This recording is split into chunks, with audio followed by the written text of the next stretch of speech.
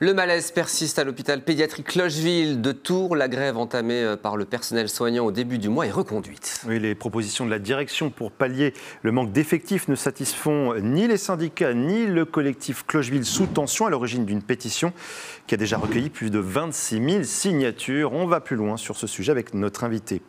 Bonsoir Marion Lachaud. Bonsoir. Vous êtes infirmière à Clocheville dans le service de soins de suite et de réadaptation. Vous vous occupez d'enfants polyhandicapés. Alors la direction du CHU Tours a donc proposé 9 équivalents temps plein supplémentaires pour faire face à la crise des effectifs que vous traversez. C'est déjà ça de prix. Pourquoi ce n'est pas suffisant selon vous ? Alors tout d'abord, donc c'est l'ensemble de l'hôpital Clocheville, donc ce qui représente 18 services qui sont en grève depuis le 2 octobre. Oui, c'est inédit. Et la direction annonce la création de 4 postes. Donc pour nous, c'est vraiment... Seulement 4 postes ? Pas du tout. Alors 4 postes pérennes au sein de l'équipe de suppléance. Donc l'équipe qui est amenée à faire des remplacements au pied levé des congés maladie, maternité, etc. Et donc 4 postes, plus ils ont annoncé 3 postes de remplacement d'arrêt longue maladie. Donc c'est des arrêts qui durent depuis 4 ans. Donc aujourd'hui, on les remplace, mais c'est des postes qui ne sont pas du tout pérennes. Et 2 équivalents temps plein pour des personnes qui sont actuellement à 80%, à qui on va proposer des 100%, mais en 20% dans ces fameuses équipes de suppléance. Il faudrait combien de postes selon vous ? Selon les syndicats, c'est une 60aine de postes. Une 60aine de postes pour remplacer les arrêts maladie, c'est ça ? Exactement. Parce qu'il y a un taux d'absentéisme, vous préférez taux d'arrêt de travail, hein, c'est voilà, ça ? Exactement. De 12 à 13%, qu'est-ce que ça dit cet absentéisme, ce taux d'arrêt de travail ? En fait, on est des humains, donc nous aussi, on a des maladies. Nous aussi, c'est beaucoup de femmes, donc il y a beaucoup de congés maternité. On s'arrête aussi plus tôt parce que on peut pas aller jusqu'au bout enceinte. Et puis, il y a aussi un épuisement, donc c'est un cercle vicieux parce que moins on est remplacé, plus on va être fatigué, plus on va être fatigué, plus on va être amené à s'arrêter plus rapidement, des burn-out. Je pense que c'est un épuisement généralisé et aujourd'hui on tire la sonnette d'alarme parce que c'est les patients qui en pâtissent. Est-ce que la direction peut faire des miracles ? On sait aujourd'hui que l'hôpital n'attire plus. Si les soignants ne sont pas là pour postuler, est-ce que vous avez la possibilité d'en recruter plus ? C'est compliqué ?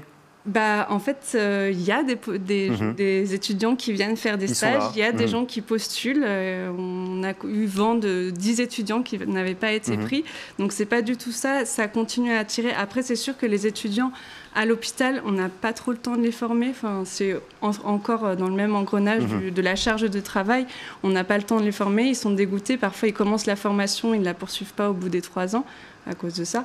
Mais il y a une demande et ça va, d'améliorer les conditions de travail, ça va redonner envie, redonner le métier attractif. C'est pas une perte de sens en fait. Les gens, ils ont envie de faire ce métier, ils voient qu'il y a un sens. Donc, en fait, c'est juste la charge de travail qui n'est plus gérable. L'autre revendication, c'est d'améliorer les locaux, les bâtiments. Hein, c'est ça, ils sont inadaptés et vétustes malgré de récents travaux. L'hôpital pédiatrique, aux dernières nouvelles, devait bénéficier de 12 millions d'euros de travaux d'adaptation et de restructuration. Ça n'a pas eu lieu, ça n'est pas suffisant. Alors moi, en termes de chiffres, je ne pourrais pas vous donner de détails là-dessus. Tout ce qu'on sait, c'est que Clocheville devait faire partie du nouvel hôpital Trousseau.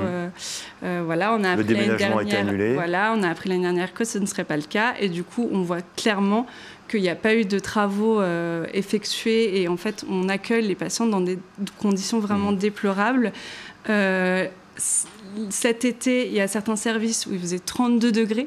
Donc, ce qui est énorme quand on accueille des petits-enfants, des nourrissons. Vous réclamez une rénovation rapide. Voilà, exactement. L'hiver dernier, les agents donnaient des couvertures de survie pour que les enfants aient chaud. C'est hallucinant de penser à ça, quoi.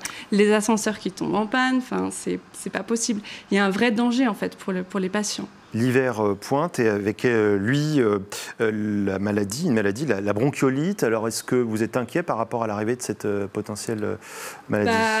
En fait, on ne peut pas être particulièrement plus inquiet parce que c'est comme ça tous les hivers. C'est pas une surprise, la bronchiolite, c'est tous les hivers. Donc tous les hivers, bien sûr, on est inquiet parce qu'en fait, cet été, on était inquiet. Et en fait, il y a un nouveau traitement, il ne va pas suffire ? Il est en quantité insuffisante, comme beaucoup de médicaments, entre parenthèses, mais pour l'instant, on nous avait dit que tous les enfants pourraient y accéder. Et en fait, aujourd'hui, c'est les enfants qui sortent de la maternité, enfin les bébés. Et moi, par exemple, dans mon service où c'est des polyhandicapés, des enfants très fragiles, ils ne peuvent pas en bénéficier. Ils ne sont pas dans les listes prioritaires pour avoir accès à ce médicament-là. Merci beaucoup Marion Lachon. On rappelle qu'une pétition est lancée sur change.org avec déjà plus de 26 000 signatures. Merci beaucoup d'être venue sur notre plateau.